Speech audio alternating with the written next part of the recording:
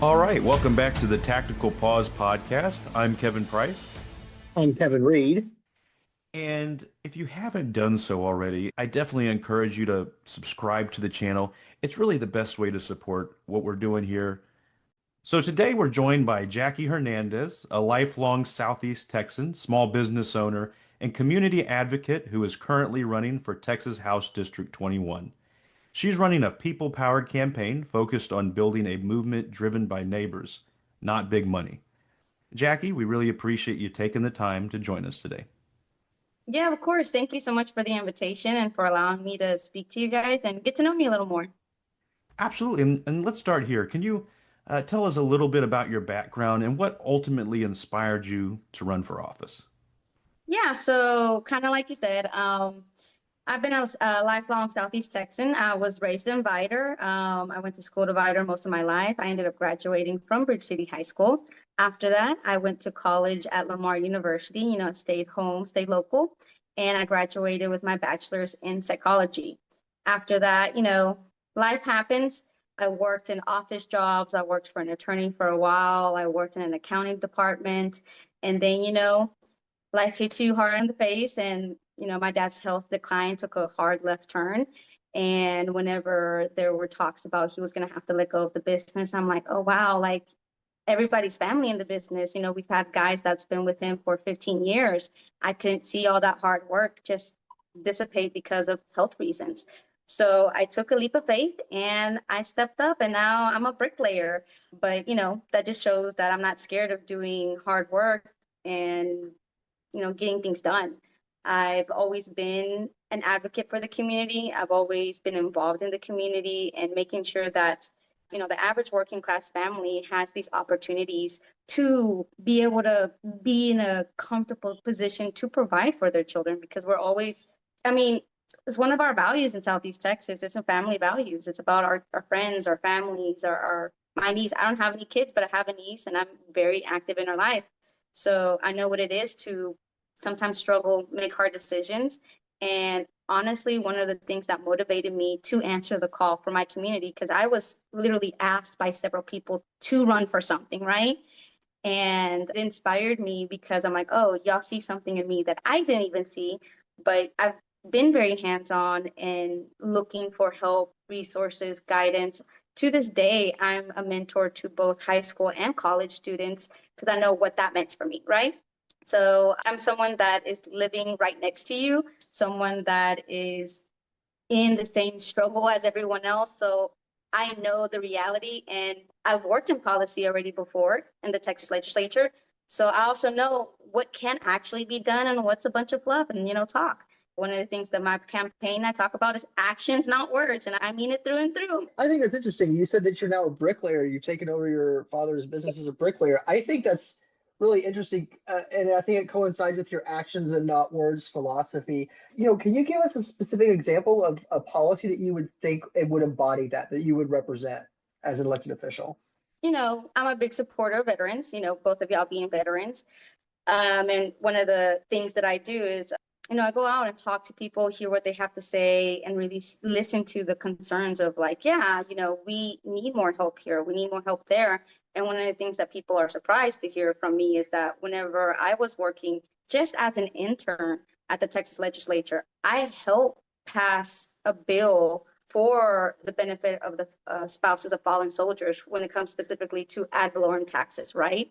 So to be able to remove it. This is hard, concrete policy that's affecting and benefiting people in our communities. And that's what I mean, actions, not words. Because, yeah, something can sound pretty and it might work in theory on paper, but not in practice. But me having this hand-on experience did expose to me like, no, effective policy will be able to positively affect the community immediately, almost, right? Some things take longer, but some things we can do in the meantime.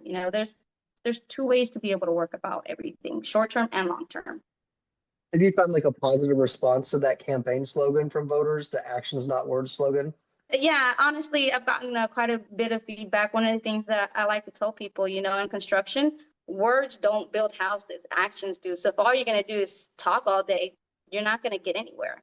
Like, we're about getting things done. You have to be efficient and resourceful, and let's get it going. If you ain't about getting the work done, well, you're fired. I got to get somebody that's going to help me work. Right, exactly.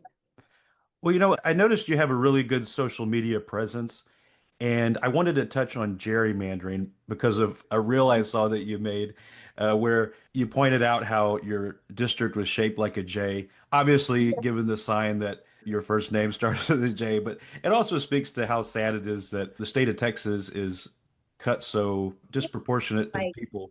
And what's your perspective on that, and how has it impacted your race?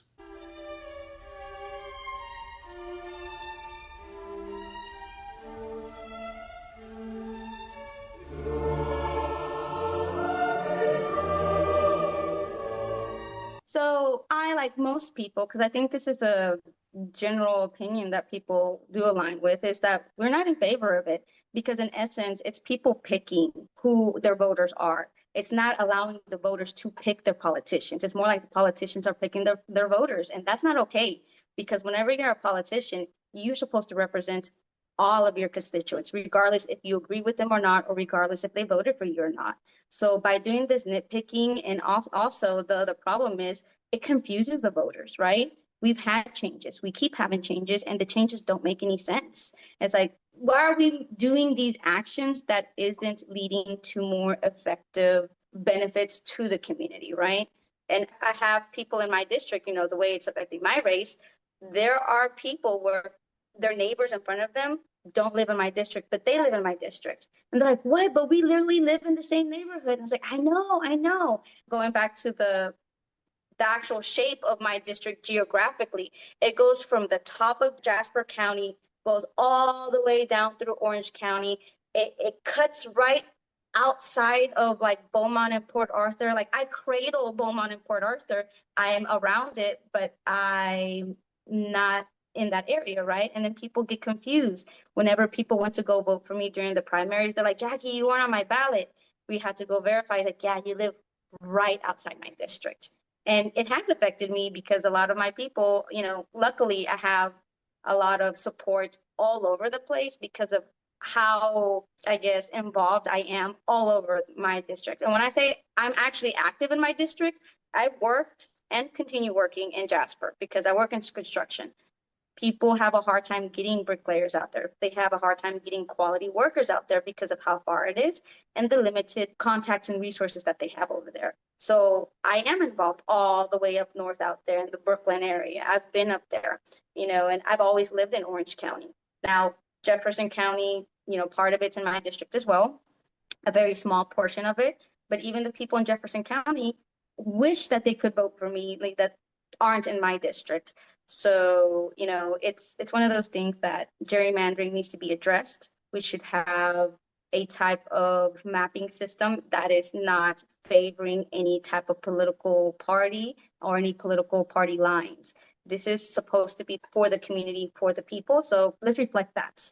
Yeah, I think that we're in an interesting time too. I think you're seeing like a lot of sort of like different weird lines crossing, right? Like, I Mhm. never would have thought I would agree with Marjorie Taylor Greene on everything. And I know that, I was said something, you've said you don't want to be defined by political labels as well, and you want to reach voters across the political spectrum. How are you approaching that? Especially like, I would feel like in today's political climate, you may not know, are you walking into a bee's nest of just random conspiracy theories?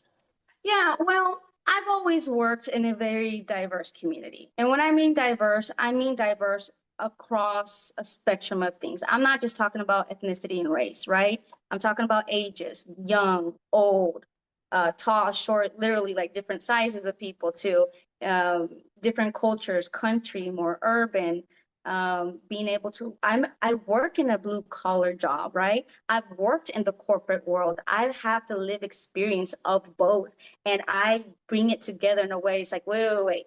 There are things that, because we're so separated on like corporate and blue collar jobs, sometimes there's a disconnect. And I have found to be very effective in bringing them together and being able to be a liaison and speaking to both type of mindsets to where they both understand. Because then I'm not a fan of when people use these big terminology words that most people don't know. And it's like, okay, if you're just saying these words to make me feel dumb, I don't agree with that. If that's the word that you need to use, and please explain it to me without being demeaning, right? So again, I work with a bunch of blue collar guys. Like that's my job, and it's completely different from the office job. And, I've already kind of been through the mud in that a little bit. I have to have thick skin. In Southeast Texas, you can't be weak. One thing about Southern women, we're strong, we're tough, regardless of where we land politically. I'm a literal bricklayer. I do hard work. That's just how we are. So I've already encountered it, some of the crazies and stuff like that from both sides. So I think I just am naturally prepared for it because I've already exposed myself to it. I didn't wait for people to come to me. I go to them. Do you find that people are more open to you than maybe we assume? Like, I don't know, like being here in Missouri, there's always that assumption that because we're a red state, people don't accept progressives. But what I found living in rural Missouri is a lot of people agree with our policies and our ideas. It's just they don't want that label. They don't want to, oh, I don't want to associate with that, but I Yeah. like a lot of what you're doing. So have you found the same over there? Oh, absolutely. One of the things that I love to talk about is the misconception of Southeast Texas. We are extremely diverse. I've worked within the Black community, the Filipino community, the Vietnamese community. Again, it's not just about ethnicity and race. Veterans, I've helped people that are teachers. I've been able to work along, an array of like work fields, right? And that's whenever I speak to people and they hear me out and they find out I'm a Democrat. They're like, no way you're a Democrat. Like, why would you choose to be like that? And this, that, and the other, and we're joking about it. It's like, oh, it's just who I am. At least you can say you have that one Democratic friend. I have friends that are Republicans and we love to talk because I make it comfortable for them because I don't make them feel bad. I'm here to learn. I'm here to listen. And I take friendships very seriously. They're a type of relationship. And that's what I want to be like as a representative for my community. I want you to feel comfortable to come up to me and talk to me or even scold me. I am here to serve you. You should feel comfortable to say, hey, I don't like how you're doing this. Can you explain to me why you're doing this, right? I want to be as accessible and in the lives of my community. I'm not just here touch and go, vote for me and I'm out. It's like, no, the reason why I even ran for office is because I realized all the work I'm doing now, I could do at a much larger scale. What I'm doing is already effective. How can I help more? And that's what ultimately made me, take the lead. And here I am. Another thing I noticed that you addressed was affordable health care. Obviously, that's a major issue in America right now. I saw you talk about that in one of your reels. What are your views on it? And are there any specific policies that you would like to see moving forward? Yeah, so in my experience, and again, going back to my slogan, actions, not words. I talk about things I've done, things that I see work, things that I saw not work, right? Because you can talk about theory, you can talk about policy, but unless you're applying it, unless you're taking some type of action for it, all you're going to do is just be guessing, right? So I've helped organize. I've been boots on the ground for some of these initiatives to put together health fairs that are completely free to everyone, regardless of economic status, to be able to access quality services. I joke about how like I didn't choose to be blind, the blind life chose me. So why is it that I have to pay an arm and a leg to be able to see? It's a basic function of life. Teeth aren't optional to eat, they're essential. So why is dental even an option? When I first got my corporate world job and I got insurance for the first time, I thought I had full coverage. And then it turns out I still had to opt in for dental vision. I'm like, that's the main thing I need. So it's like, how can we work with this, right? So working with the community in these health fairs, I've been hearing their needs and concerns. And because I've worked in the Texas legislature, I've been able to see like, wait, legislatures can help legislate insurance policy, healthcare policy, can put caps on certain basic needs, We have people out here that are rationing their insulin because they can't afford the full dosage. You are playing with people's lives. I take it so seriously, my commitment to my community and securing what they need. I can't fathom someone's father having to decide how much insulin should I actually take versus I just need to take what I need to take. There's so many ways to combat it. One, policy change. Two, being an active liaison to fight and work to get more grant funding to local clinics that are actually doing the good work. We don't need to reinvent the wheel. If we know of someone or somebody that's doing an effective job, let's see what's happening. How can we support them, or how can we implement this at a much larger scale? And I mean, I could be talking about this all day. I'm a very passionate person, so y'all let me know whenever I go too long. I can be a little long-winded. Oh no, not at all. And well, is there something that you see as maybe the biggest barrier to, I guess, making healthcare more affordable for people? Yeah, sometimes the way they cap a person's socioeconomic status, right? You have to be so poor in order to receive a certain type of insurance or even accessibility to certain health providers, right? And it's like, why are we doing this? Especially for working class families that are working hard and to not be in the poverty line, right? To be below it.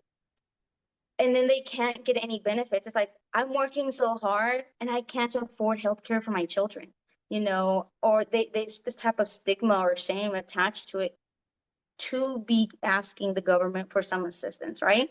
Like, obviously, we want everyone to be able to provide for themselves to where they don't need it. But right now, we're not at that point. A lot of us need some type of supplemental help. It's not, we're just going to give you everything, but how can we help in long term, looking into what can you do moving forward so we don't get back into the situation? And that, honestly, there's so many things that tie into that, which is not just healthcare, job placement and so many other things that we need to tackle. And part of it's accountability.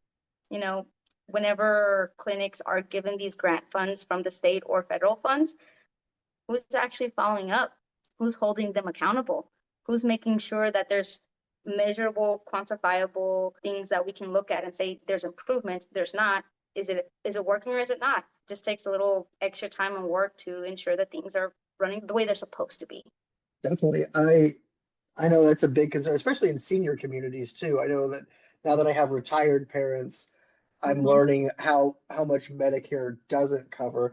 I did want to Right. ask, this is not a community I'm unfamiliar with, but I know immigration is a hot topic, and I'm just wondering, you're on the ground, you're in a very diverse community. What challenges are you seeing on the ground, and what ways can we address not just the challenges, but the solutions to those challenges based on your point of view? Yeah, so I have been very involved in the immigrant community. I am first generation Mexican American. So my parents are immigrants of Mexico. And so I had to live this firsthand, right? And like you said, it is a very hot topic. Everyone's talking about it. Everyone has their own opinions. And in a country where you have your freedom of speech and your right to believe what you want to believe on any political topic, I think one thing that we can all agree on is first and foremost is the concern for safety of everyone, right? Making sure that we're not losing the lives of any more US citizens at the hands of ICE. We also don't want to put those that are trying to do the right thing in the proper manner be put at risk, including ICE agents, right? We understand that there's issues going on within ICE itself. Usually we talk about there's a few bad apples here, there, or whatnot, but we tend to miss like there are this few people that are trying to do the right thing. And if they're not receiving the proper training, well, specific to training, one of the things that I like to educate people a lot is how these policies are implemented. And not too long ago, we had a former ICE attorney, so an attorney for ICE, speak before Congress and gave the real, I guess, insight as to what's happening with ICE. They cut their training hours from 500 plus hours down by more than half. They are receiving around 240 hours of training. And he straight up said, they are not being adequately trained to handle these situations, which puts them and our families at risk. So again, first and foremost, it should be the safety. Let's stop politicizing. Let's stop on the divisiveness, and let's focus on something that we can agree on: safety for everyone. If we're not training them properly, that's putting everyone at risk, including them, right? And we don't want to lose lives. There, you know, so many things that need to change when it comes to immigration in general.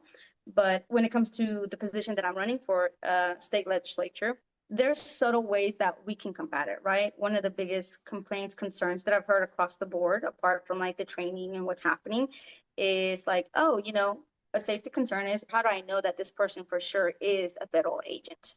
Making sure that they have the proper identification when it comes to attire or how they communicate to the people. Like when you see a cop, you recognize that they're a cop, right? Or even if they're dressed in like everyday clothes and they have their badge, and a lot of us kind of have an idea of what it looks like because we have family members or we've seen the badges ourselves, right?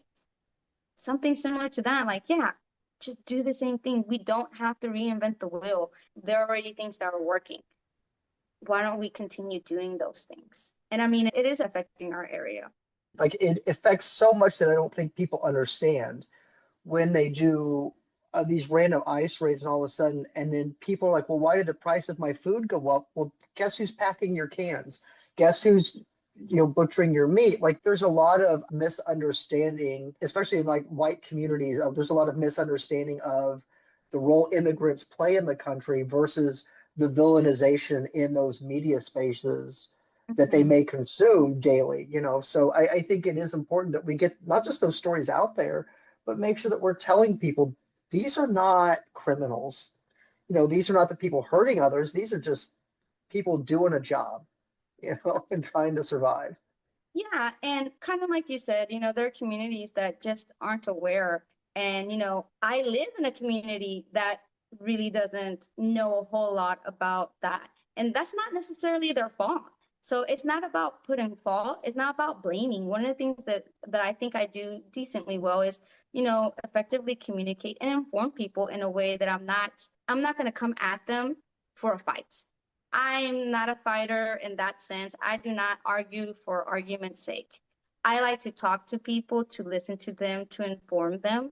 And, so I understand their frustrations, I understand their concerns, and we shouldn't just dismiss it because we don't agree with the rest of what they're saying, right? We have to listen to each other, cooperate, collaborate to move forward. The only way that we can move forward is by working together. And we don't have to agree on everything point by point, but we can agree that what's happening is just not working for us right now. We got to find something that's going to work for the community. Well, I think you're doing a great job, Jackie. And, for our listeners who want to learn more about your campaign or get involved, maybe, where can they go and how can they support you?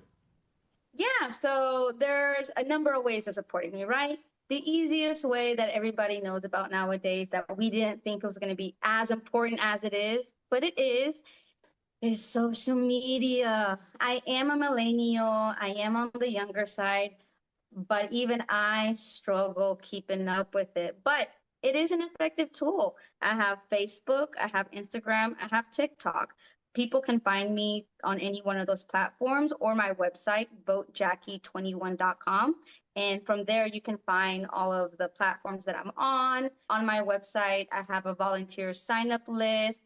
I have an area where people can submit questions to me. A lot that we've been talking about isn't new to me because people have been asking me these questions. And I've been put in the hot seat several times already. And people are like, oh, wow, you've already been put in the hot seat this early on. It's like, well, yeah, like this is an ongoing thing. And if we don't tackle it sooner than later, then what are we doing? We're just wasting time. Again, working in construction, we ain't got time to waste. We got to get things done in a timely manner because if I'm behind, that puts them behind, which puts them behind. And now we're out like 8 months.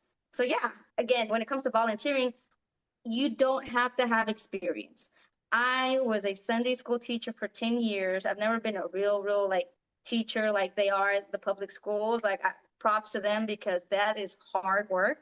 But even just working with these kids once or twice a week taught me like, okay, everything is teachable. There's a way to communicate with people to where they understand you and they don't feel left behind, right? So don't worry about experience. Don't worry about, well, I don't know this much. Come, we are a community. Joining me is a start to something that you can take on, right? It doesn't stop with me. That is something that goes beyond me, beyond this campaign. Again, it's more of a movement. And I think that's why my community did ask me to run for this position, because they've seen the action and they've seen what I've already put into my community, and it's been working. I mean, the kids that I've been helping and mentoring, I'm very proud to say that most of them graduate and have very successful careers. It's it's what I pour into it. And again, the purpose of me running is to do the same thing at a much larger scale, to be able to reach more people, people that may have not thought that I would have been the person to help them. And, again, construction really helped me open my eyes to a lot of things and realize things aren't always black and white the way you think. And people from all walks of life you have to talk with, get along with, because if you can't get along with the carpenter, I can't do some jobs. I have to be able to work with them, regardless where we are politically. We got to get this house done. Jackie, we do appreciate you coming on and sharing your perspective with us today. It's definitely been a pleasure. Thank you. Appreciate you guys asking the questions. If you did like the episode, I do want to encourage you to subscribe to our channel. It supports us. I'm Kevin Price, Kevin Reed. and thank you for joining us again on Tactical Pause.